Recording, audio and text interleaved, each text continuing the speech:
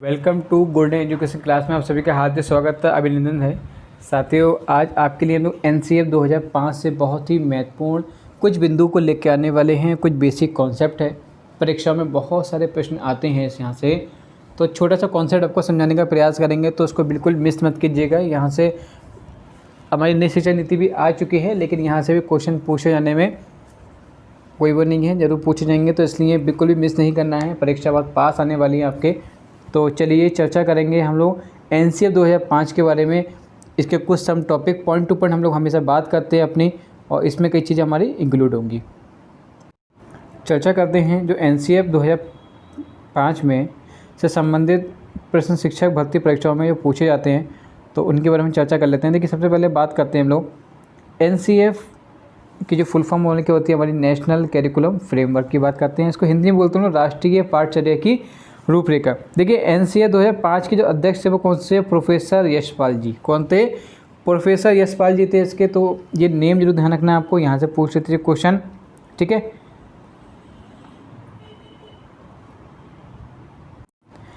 देखिए, क्या है शिक्षा के प्रमुख दस्तावेज से, मतलब जो एनसीएफ 2005 के उपदेश से दस्तावेज में, ये तो उसको पढ़ लेते हैं। आप एक बार पढ़ लेंगे समझ में आपका आसानी से आ जाएगा। नंबर 1 दे रखा है कि बच्चों का सर्वांगीण विकास करना और उन्हें स्कूली शिक्षा से बाहरी शिक्षा से जोड़ना, ठीक है। जो बच्चे थे उनको मतलब टोटली इनका डेवलपमेंट करना है, और उन्हें जो क्या है कि जो स्कूल की जो एजुकेशन है उसको जो बाहर की एजुकेशन है उससे जोड़ना है, अटैच करना है, ठीक है। नेक्स्ट पॉइंट कहते हैं कि एनसीएफ 2005 में बालक के मूल्यांकन के लिए सतत और व्यापक मूल्यांकन पर बल देती है, मतलब नवीन सोच, तर्क क्षमता, चिंतन आदि विकसित करना। देखिए, सिद्धांत क्या कहता है? एनसीएफ 2005 के 5 सिद्धांत दिए गए हैं, जो भी इस प्रकार हैं। क्या है? देखिए कि ज्ञान को बाहर जीवन से जोड़ा जाए, रखने की प्रणाली खत्म की जाए, मतलब कहते हैं कि इसके किसी भी चीज़ को रखने की प्रणाली खत्म की जाए उसको। फिर है पाठ्य पुस्तक पर केंद्रित न हो शिक्षा, ठीक है। कक्ष को गतिविधियों से जोड़ा जाए और उन्हें लचीला बनाया जाए, मतलब फ्लेक्सिबल फॉर्म में उसको किया जाए। एंड लास्ट बिंदु है इसका कि राष्ट्रीय महत्व बिंदु को पाठ्यक्रम में शामिल किया जाए, ठीक है। जो राष्ट्रीय महत्व बिंदु हैं उसके, तो वो क्या है हमारे पाठ्यक्रम में शामिल किए जाए। देखिए, राष्ट्रीय महत्व कौन कौन से होते हैं? जैसे कि जो भी आपके राष्ट्र में जितनी फेस्टिवल्स हैं, मान ली गांधी जयंती है, 15 अगस्त है, 26 जनवरी, इनको और भी बहुत सारी जयंती है हमारी जो स्कूल में, हम उसको हमें इंक्लूड करना है ताकि उसके बारे में भी जानकारी प्राप्त हो। एनसीएफ 2005 की उत्पत्ति कितने? रविंद्रनाथ टैगोर के निबंध कहाँ से हुई थी? सभ्यता व प्रगति से हुआ था। ये बात आपको जरूर ध्यान रखनी है कि रविंद्रनाथ टैगोर के निबंध थी सभ्यता व प्रगति से हुआ था। एनसीएफ 2005 में रूपरेखा के तहत सभी भाषा में 8वीं अनुसूची किया गया अनुवाद। देखिए, विद्यार्थियों को रटने से मुक्त कराया जाए, जिससे उनका जो चौमुखी विकास हो सके। मतलब उनको अगर रटने की प्रवृत्ति दे देंगे तो क्या होगा कि वो अपना जो उनका चिंतन का विषय है, जो उसको वो सोच सकते हैं, वो ऐसा कुछ नहीं करेंगे। इसलिए रटने की मुक्त कराया जाए। शिक्षा क्या हो? बाल केंद्रित हो। देखिए, भारत सरकार ने MHRD मतलब ministry of human resource development की पहल पर प्रोफेसर यशपाल की अध्यक्षता में ये समिति बनाई गई। पाठ्यक्रम ज़्यादा से ज़्यादा व्यवहारिक होना चाहिए।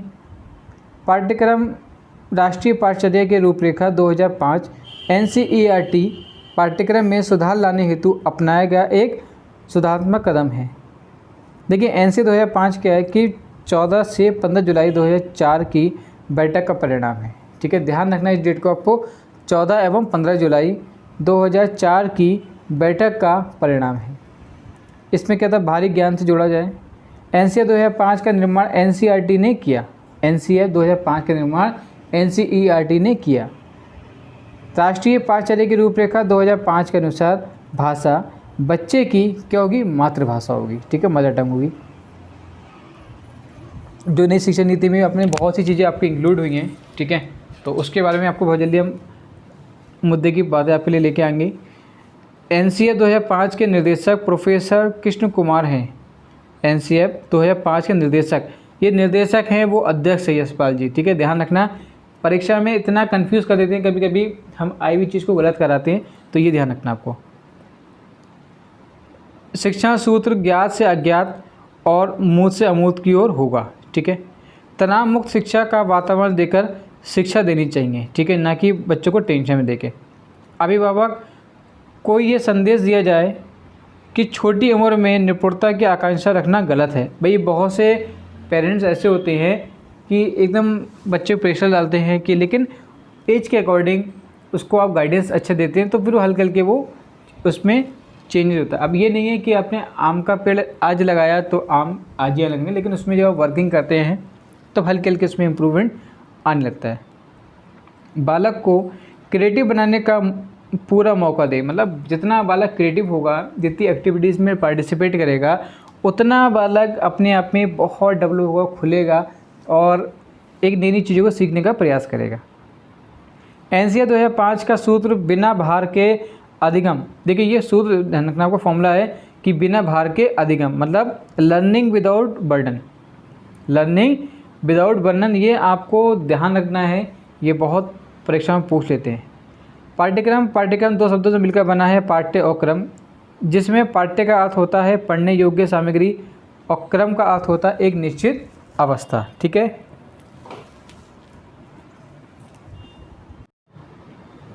फ्रोवेल क्या कहते हैं? फ्रोवेल के अनुसार पाठ्यक्रम समस्त मानव जाति के गुणों का सार है। फ्रोवेल जी कहते हैं जो पाठ्यक्रम है वो समस्त मानव जाति के गुणों का सार है। ठीक है, एनसीआर 2005 में शिक्षक के प्रति दृष्टिकोण, तो देखिए क्या है, शिक्षक ज्ञान का स्रोत नहीं है, शिक्षक ज्ञान का स्रोत नहीं है, केवल सुगम करता है, जो चीज़ों को सरल करके बताएंगे। ठीक है, ये बात ठीक है कि जो एनसीआर 2005 में कहते हैं कि शिक्षक के प्रति दृष्टिकोण क्या होना चाहिए कि जो शिक्षक ज्ञान का स्रोत नहीं है लेकिन सुगम करता है, मतलब सरल करता है, जो चीज़ों को सरल करके बताएगा आपको एक नए फॉर्मेट में। ठीक है, एनसीआर 2005 में बालकों के प्रति दृष्टिकोण, अब बालक के प्रति के प्रत्येक बच्चों में सीखने की गति अलग होती है, तो हर एक बच्चे में कैरिकुलम भी अलग होना चाहिए। शिक्षक को चाहिए कि वह बच्चों को अपने हिसाब से सीखने का मौका दे।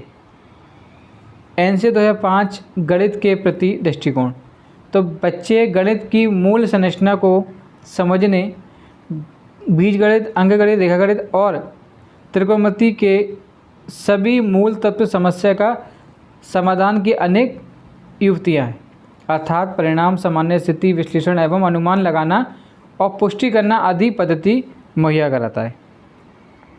एनसीआर 2005 के सुझाव, संवैधानिक मूल्यों का विकास करना, सतत एवं व्यापक मूल्यांकन का खेल को महत्व देना, जीवन से जुड़ना, मुक्त वातावरण करके सीखने पर जोर दिया, 6 महीने के शिक्षकों को प्रशिक्षण दिया जाए, शिक्षा बच्चों के इस अनुसार होनी चाहिए, मतलब उनके जो लेवल के अनुसार ही होनी चाहिए, मोटी मोटी किताबों को बेकार माना गया है, रोजगार परक शिक्षा देना। ठीक है, पाठ्य सहगामी क्रियाएं जैसे कि संगीत, चित्रकला, नृत्य, एनसीसी आदि।